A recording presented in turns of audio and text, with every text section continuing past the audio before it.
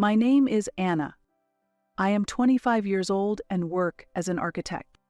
While handling my duties at a local architectural firm, I spend my days off relaxing by reading books. My childhood was unimaginably tumultuous, a stark contrast to my current peaceful life. The person who brought me happiness was not my biological parents, but my aunt, who is always cheerful and overflowing with love, 12 years older than me. Today, I want to talk about precious memories with her. As a child, I was treated coldly by my strict parents, especially noticeable in the first grade. Making such a simple mistake.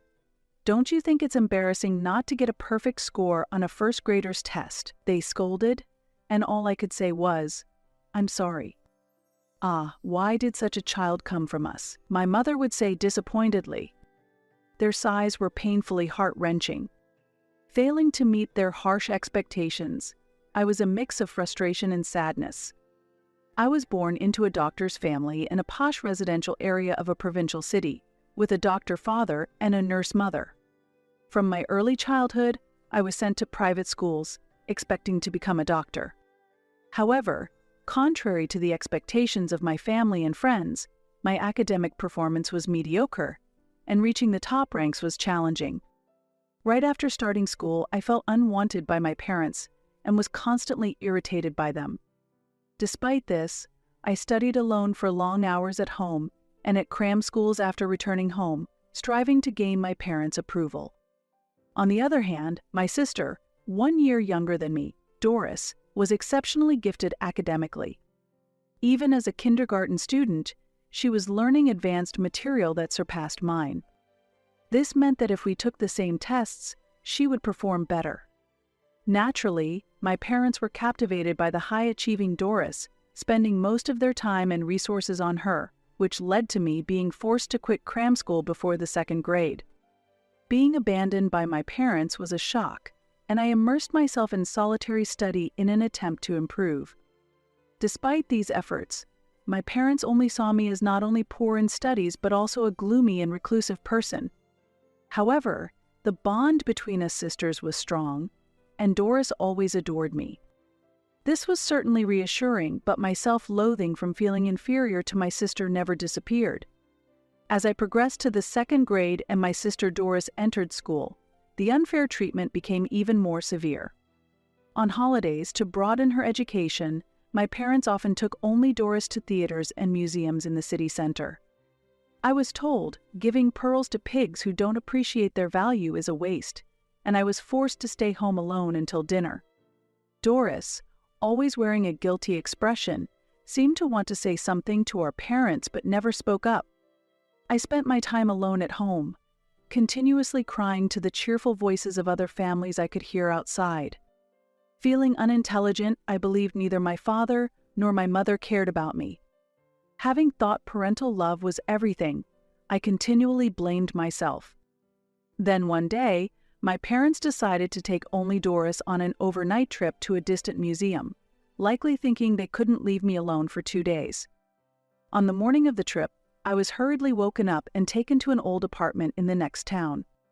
There my father, with a displeased look, rang the doorbell, and a disheveled blonde woman opened the door. It was Carole, my father's much younger sister, and my aunt. After a brief conversation, my father returned to the car without even a glance at me.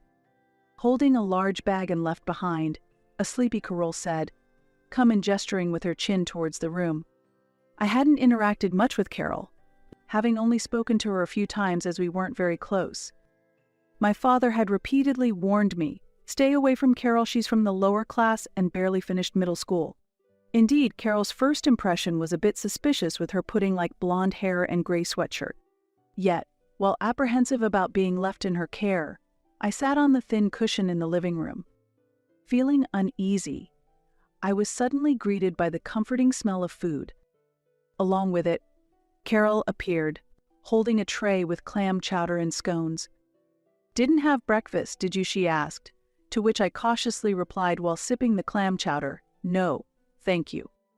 The rich broth slowly spread through my mouth. Delicious. Right? Clam chowder is the best for breakfast, Carole laughed. Carol's warm smile and the clam chowder eased my tension. Over the next 2 days, Carol took great care of me. The stews and risotto she made were delicious, and I ate without any reservations. While she watched over me, she would smile and ask, "Want some more?" as she offered additional servings. Furthermore, Carol took me to the zoo and genuinely enjoyed showing me around, pointing out, "Look at that gorilla. Isn't it cool?" That day at the zoo was truly enjoyable. From then on, whenever my family went on trips, I was always left in her care.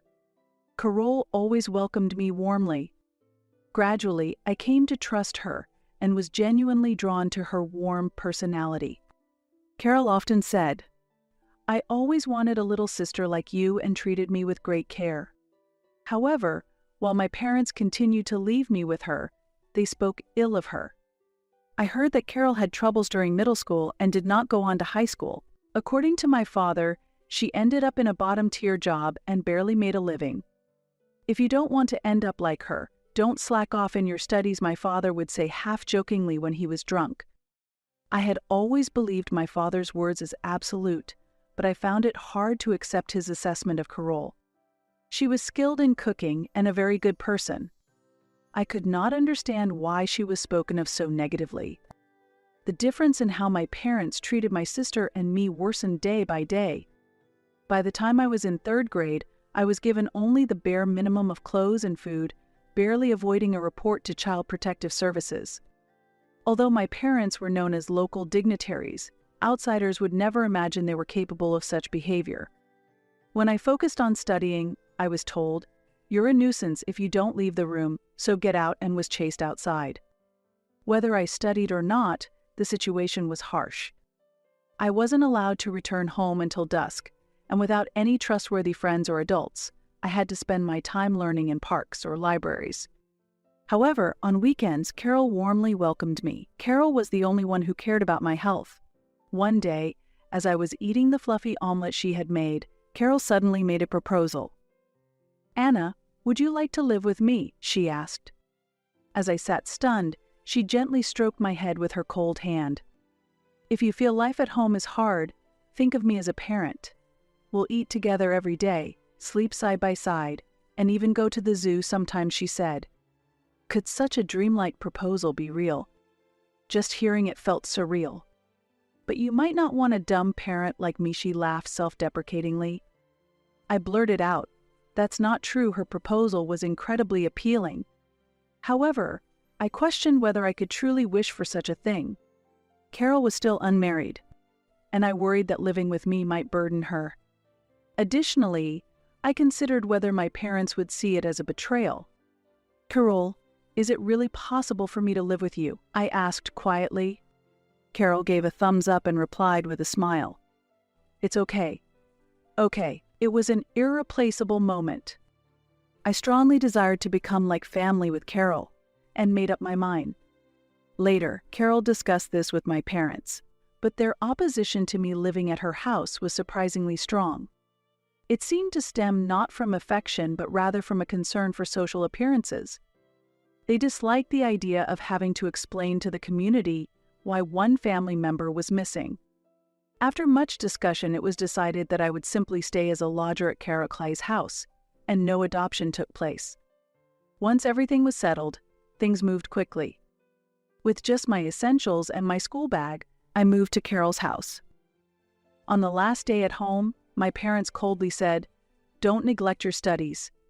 If you become a nuisance and trouble us, we'll send you to an institution right away." Only my sister seemed genuinely sad about my departure.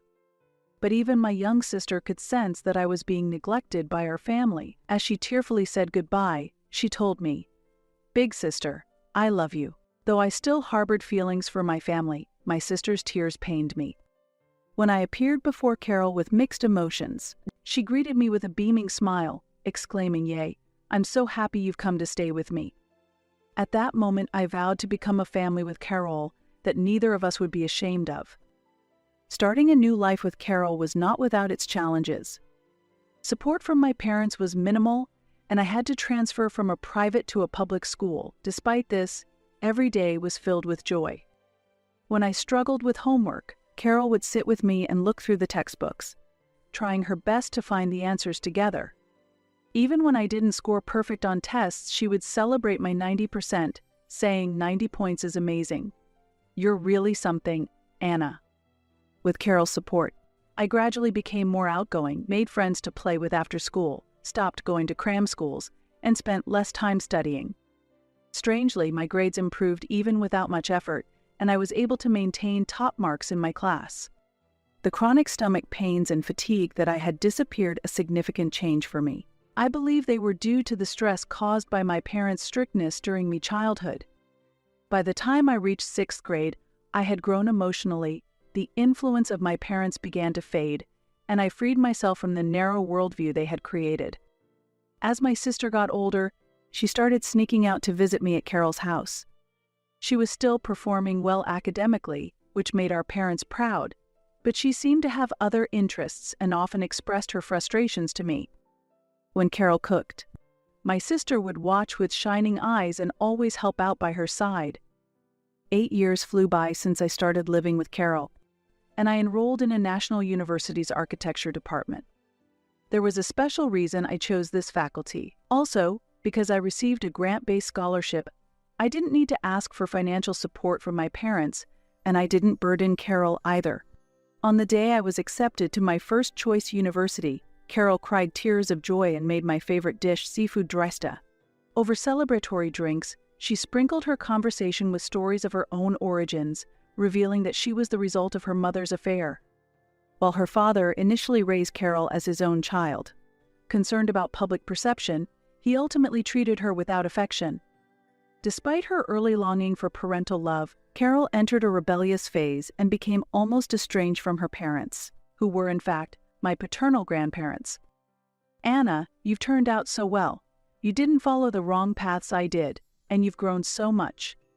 By the time she was 30, the flamboyance of her youth had faded, and Carol's serene gaze was filled with deep emotion as she looked at me. It's all because you were there, Carol.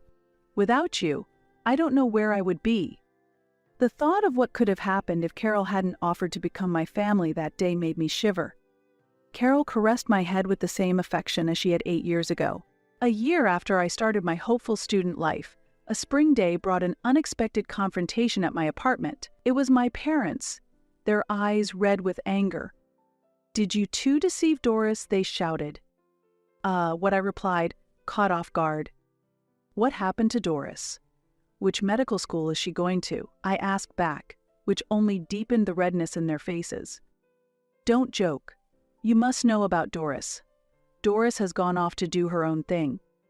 My father was too agitated to finish his sentence. I knew what had upset them, so I responded appropriately. It seems Doris has enrolled in culinary school. Did you put her up to this? You've given her these bad ideas." I hadn't done anything of the sort. In reality, while Doris let our parents believe she was preparing for medical school, she had secretly aspired to study nutrition and was accepted into that program. She will be starting her studies in nutrition, not medicine, this April. You think you're in a low place, so you're jealous of your sister becoming a doctor. How wicked, my mother accused me angrily. That's not true. Doris chose her path on her own. Don't lie. There's no way that an excellent child would choose to be a nutritionist. In fact, Doris is not ultimately aiming to be a nutritionist, but I kept that fact to myself. Mom and Dad have never really understood Doris. Mom stomps her feet in anger.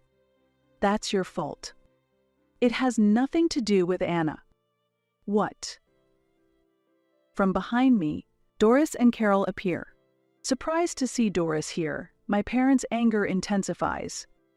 Then, they turn their criticism towards Carol. "Carol, is this your doing? Did you lead not only Anna but also Doris down the wrong path? I think that's none of your business." As if to protect Carol from my father's attempt to attack her, Doris steps forward. "Don't blame Carol. It was because I showed an interest in cooking that she offered her kitchen to me." Indeed, as Doris visited Carol's house to see her, she developed an interest in cooking and gradually became passionate while helping out in the kitchen. Focused solely on her academic performance, my parents seemed not to notice even when she came home smelling of sesame oil.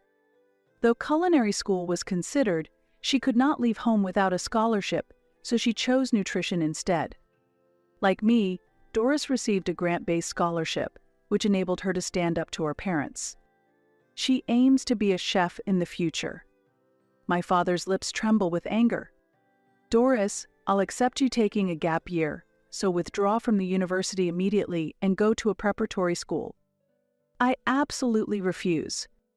Doris firmly opposed my father's unilateral outburst. Seeing this, my mother tried to reason with Doris gently. Doris, going into a profession like nutrition or cooking, which anyone can do, isn't worthy of your talents. Everyone is expecting you to become a doctor. In that case, Mom, can you cook? What?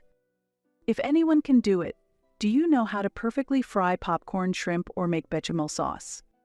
Well, It was clear that my mother was not skilled in the kitchen. She had always relied on deli foods and delivered meals to get by. As a result, Doris and I were completely enchanted by Carol's home cooking. While my mother was at a loss for words, Doris laughed coldly. It's really ironic to live relying on the help of others to cook for you, and then look down on chefs. Well, instead of forcing me to become a doctor, it would be better to give my place to someone who truly desires to be one. It would contribute more to helping others. That's just an excuse. Mom, Dad, don't you know? Actually, my sister is far more talented than I am. What?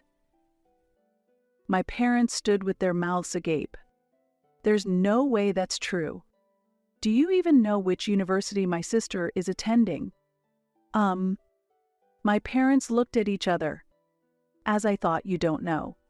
You also don't know how excellent the architecture department is at the university she attends. She was accepted into a national university's architecture program because she is academically excellent. While it might be an exaggeration to say Doris is more talented than I am, it's a fact that I became a top student thanks to Carol's support.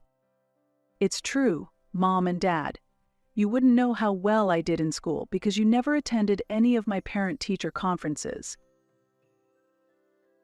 With that, my parents lost their momentum and fell silent. I looked at them with a cold gaze. The success in raising Anna wasn't due to you, but thanks to Carol. Doris laughed as if she had given up. That can't be true. It's impossible. Don't worry. I've arranged for my tuition myself, and I'm prepared to live on my own. I've already moved my things. You didn't notice, did you? What? The color drained from my parents' faces as they had been furious just moments ago. Carol watched this unfold, looking completely fed up. You both were only ever interested in grades. It's a shame that your wonderful children weren't understood for who they are. Feeling humiliated, my parents groaned in discomfort. Being pitied by Carol, whom they had once looked down upon, must have been the ultimate humiliation. But that was the reality. My parents found no words to retort. Eventually, Doris left home that day with the help of a friend, relocating to another state, over 5 hours away by car. I didn't expect this incident to prompt any improvement in my parents' behavior or make them back off from Doris and me. When I advanced to my second year of university, my parents suddenly called me. I couldn't shake off an ominous feeling. No matter what they say, I would firmly refuse to return home.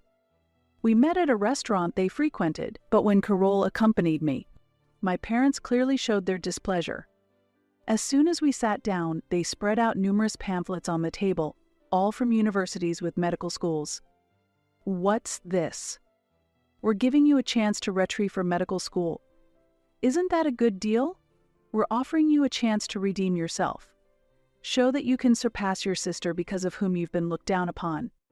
Such an unexpected turn of events. How foolish. They really don't understand. But I decided to play along, just for amusement. Really? I'm so happy. Maybe I can actually get in here. To think that you both care so much about me. I really should be thankful." My father nodded, looking pleased with himself. My mother's face also brightened. As if that could ever be true. I couldn't hold back my laughter and burst out laughing. Ha, ha, ha, ha. What's wrong? I just laughed seeing Dad so happy. To take such a proposal seriously? Impossible? After all, I have my own life. What? The moment my parents realized I was joking, their faces rapidly turned red. They are as quick to anger as they are far from the intellectual caliber of a doctor.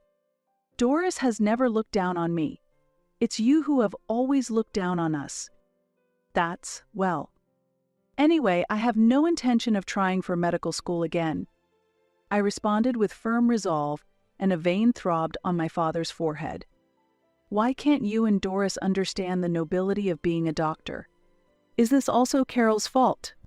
Once again, my father directed his blame at Carol, completely missing the point. Carol simply gave a wry smile. "Brother, you're so stubborn. What did you say? Anna and Doris aren't denying the work of doctors, they just have passions elsewhere. And those are in professions like architecture, nutrition, and cooking, which anyone can supposedly do. Even if they are jobs anyone can do, that's fine. What?" Startled by the sudden voice, my father turned around to see two muscular, healthy-looking men standing there. "Who are you?" "Perfect timing, you just insulted an architect and his son." "What?" They looked surprised. At that moment, Carol stood up and gently pulled the young man next to her closer with her arm. "This is my husband. It's an honor to meet you, brother-in-law. I am Alexander Davis. Carol has told me a lot about you." Yes." Carol's husband smiled, showing his white teeth. Actually, Carol had started dating Mr. Davis 5 years ago, and they officially got married when I turned 20. Despite my reassurances, they were stubborn and affectionate enough to wait to marry until I was an adult. As a result, I became close to Carol's in-laws and developed an interest in architecture. When Carol suddenly announced her marriage and her husband spoke meaningfully, my parents were taken aback and lost for words. Next, Carol's father-in-law stepped forward with a smile and began to speak. "Nice to meet you, Dr. Barnes. I am Davis, and I run an architectural business in this area. I understand Anna has heard about my work from Carol and has taken an interest. You are truly an insightful, wonderful person." Yes. "I am planning to retire from the field soon, and I would like Anna to join our company as an architect and learn the ropes to carry on in the future." "How dare you decide such a thing on your own?" As they raised their voices, Davis opened his eyes wide and stared at them. "Even if you call it presumptuous, the fact that you have shown no interest in Anna so far is undeniable. Trying to manipulate Anna after her sister has left the house is quite reprehensible, don't you think? How rude. How much do you think outsiders understand about us?" "Indeed, that's true. But then again, human relationships are mostly about interactions with others." "What?" Davis looked around. My parents also looked around and could see their faces losing color. Other customers at the restaurant were looking at them with cold eyes. Raising one's voice inevitably attracts attention. Everyone is disappointed. We never thought Dr. Barnes, whom we've respected for so long, could look down on others like this. That's not true. As my father trembled, his favorite dish was served. The chef of the restaurant brought it over. "Dr. Barnes, I'm sorry. It must be difficult for you to eat food prepared by us ordinary workers. You no longer need to endure it. Unfortunately, this marks the end of our relationship with you. I will communicate the same to other restaurants." "Wait, that's not what I meant. We feel it is not appropriate for people who can be replaced to use your clinic, so we will no longer visit. I will inform my acquaintances of this as well." What? All eyes in the restaurant were on my parents. Unable to withstand the pressure, they left the restaurant in a hurry, leaving their food and pamphlets behind. Since that incident, my parents no longer pressured me to pursue a medical degree. After some time, they approached me pleading, "We want to clear up everyone's misunderstandings." It seems the incident at the restaurant led to a significant decrease in their patients. The hospital was originally established a long time ago and had many regular elderly patients who overlapped with the clientele of a similarly long-standing restaurant. Due to word of mouth among the local elderly, a reputation spread that the hospital has the worst doctors who disregard their patients, and patients began moving to a newly opened hospital near the station. The doctors at the new hospital were not only skilled but also personable, and not a single patient returned to the hospital my father runs. In a short period, the management deteriorated, stress built up, and my father lashed out at the staff, resulting in nurses and administrative workers resigning one after another. This further fueled rumors that the hospital has an ethical problem with its doctors, leading to a continuous decrease in both staff and patients. Operating the hospital had become a financial burden. My parents believed that if I could clear up the misunderstandings, everyone would return, but once a bad reputation is spread, it is not easily erased. In fact, most of the reputation was based on truth, so there was no need for correction. However, some exaggerated stories also existed. For example, there's a story about my father standing up in a restaurant and yelling, "This incompetent chef," and demanding an apology from the chef. Though this isn't true, I strangely have a memory as if I had witnessed such a scene. Eventually, the family-run hospital had to close, and there were voices of blame from relatives. Unable to bear the humiliation, my parents sold our proud family home and started a reclusive life in the countryside. 5 years have passed, and I have successfully built my career as an architect, working for the architectural firm run by Carol's in-laws. While I still have a way to go compared to the top designers, I am diligently working every day to achieve my dream. That dream is to design the diner operated by Doris and Carol. Additionally, Doris and I hope to open this place once a week to the local children. Just as Carol saved us, we want to give back to the children. This is a deep wish and lifelong vow for us sisters. Supported by Carol and colleagues who share this dream, I am living a fulfilling life